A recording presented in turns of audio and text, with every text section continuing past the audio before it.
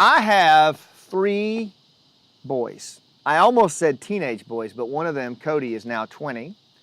Cooper is almost 18. And Braden, our youngest, is 15. I've been a dad for 20 years now, and I've learned a lot along the way. I've made a lot of mistakes along the way.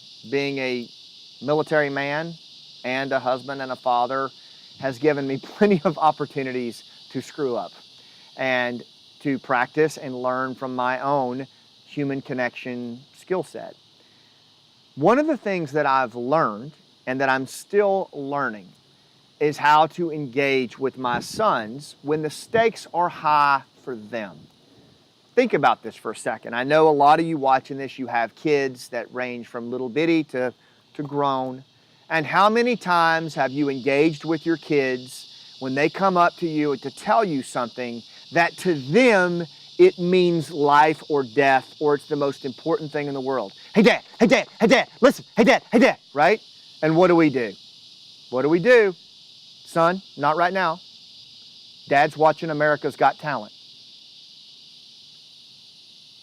That's what we do. And I've done that my share as well.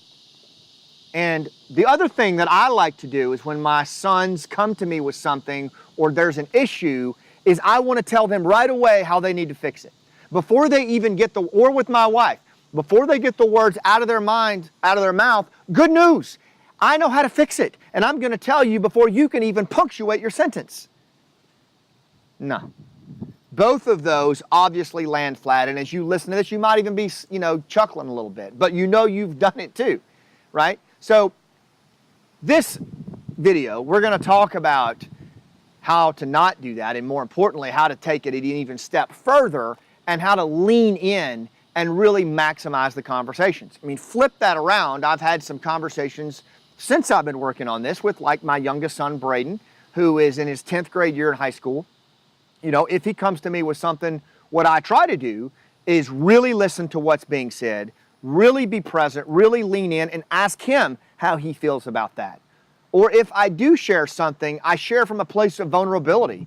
I share where I screwed up. I share where I made a mistake and ask him how that lands on him. What do you think about that? And he's like, wow, you really screwed up bigger than me.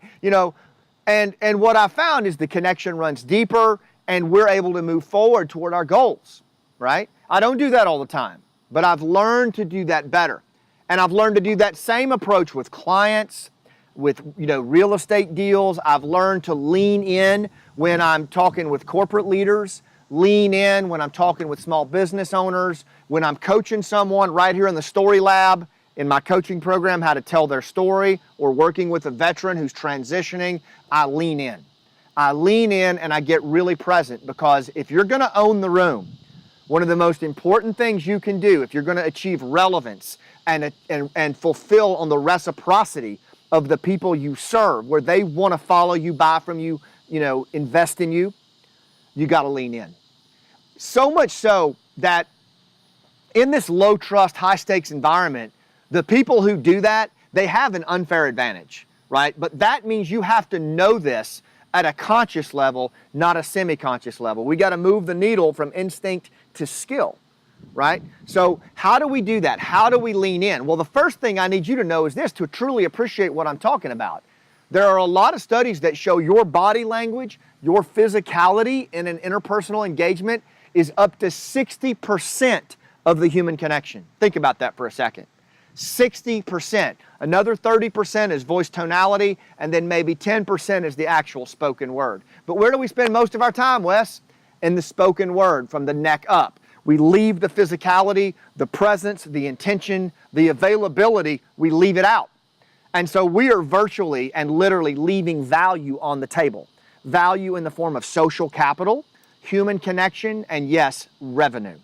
Because we are social creatures and we are wired to sniff things out at very deep levels. And you know when someone is not present, don't you? You know when someone is not intentional, when they are not leaning in, when they are thinking about other things? And how do you catalog that in your mind? It manifests as distrust, as a disconnection, as I don't want to work with that person. So we don't want to do that. We want to go the other way. Think about it this way. When you sit across from someone, right, how often are you distracted? How badly do you want to check that phone? It's just right there. It's vibrating. I got to check it. Microsoft took a poll that said the average human attention span today is 8 seconds. I think it's probably less than that. That's 1 second less than a guppy. So how distracted are you when you're sitting across from people? Next is, how often when you're sitting there talking to someone, you thinking about what I'm going to say?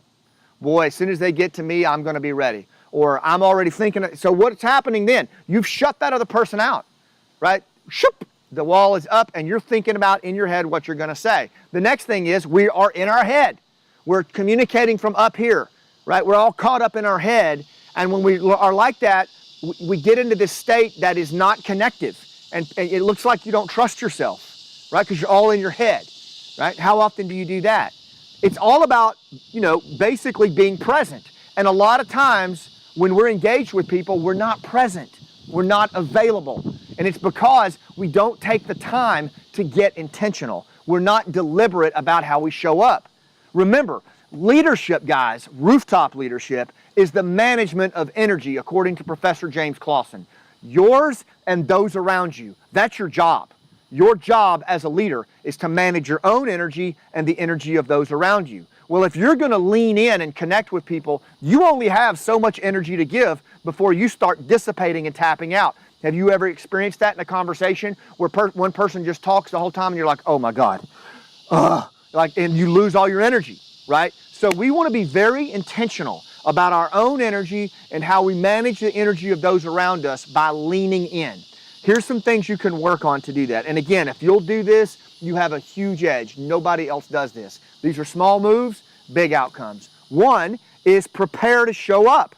If I'm going to walk in the house from a day at work or working out here in the story lab and Braden's coming home from school and Cooper's coming home from school, I need to create a pause, a story break, a scene break between being out here and walking in the house. I need to get out of my head and I need to be present for my kids or my wife. There's a gap that I need to create so that I step into that new scene.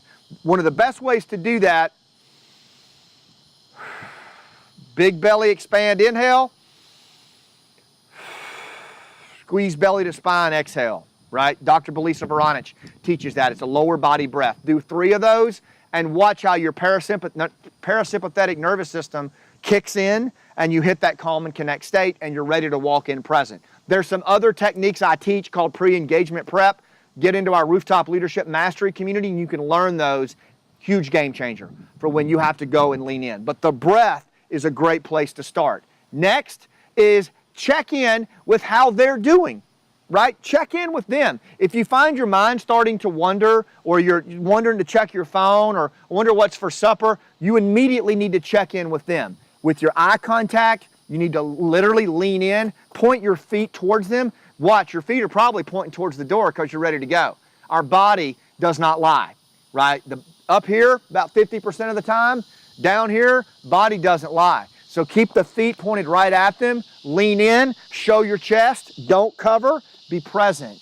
Check in. You can even ask how they're doing. Are we meeting your goals? Is this getting where we need to be? And watch what happens. You get out of your head and you get into your body and you're where you need to be. And there's reciprocity with that. There's relevance with that. This is how the pros do it. And if you do this, it'll give you a huge edge. Now let me ask you this question. Ask yourself this. What happens if I don't lean in? What happens if I just show up the way I feel like showing up? What happens if I show up carrying all my crap from the last thing that just happened to me? What's that going to mean to my kid? What's that going to mean to my potential client? What's that going to mean to my customer I've had all these years? What's that going to mean to my associate who's busted their ass all day for you and is just looking for one moment, one touch point for you to tell them they did the right thing? What's that going to mean? What's that going to cost you as a leader? Way too much. We spend far too much time today not leaning in, not being present for the people we love the most and for the people we care about the most. This is where the work comes in. This is what separates rooftop leaders from all the other amateurs out there in the arena.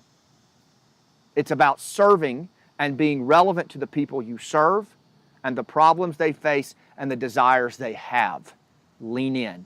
Apply these 3 things and watch what happens. It's very, very powerful, right? And if you don't do it, you literally create social insurgents in your family, in your business, in your community, who will look for the first opportunity to tube your goals and what you're trying to do. It's not worth it. Take the time, do the work, lean in. Become part of our Rooftop Leadership Mastery community. This is the kind of thing we do. We're changing the world with this little community, aren't we, Wes? We're changing the world. This is a movement of servant-minded leaders who go to the rooftop and inspire people to follow them up those ladders, not because they have to, but because they choose to, because they're the most relevant person in the room, right? That's leadership. If that interests you, if you think that could help your business, your life, your family, your community, then you need to be part of Rooftop Leadership Mastery. You just go to rooftopleadership.com/mastery. And for what you spend going out to eat with your family once a month, you have access to a private team room of leaders like us where we're in there. I'm in there all the time digging into this stuff. Monthly group coaching calls that are amazing, and even a rooftop university where you can go do self-study at your own pace. You don't want to miss this. Become part of the Rooftop Leadership community. rooftopleadership.com/mastery. Thanks for what you do. Lean in, and I'll see you on the rooftop.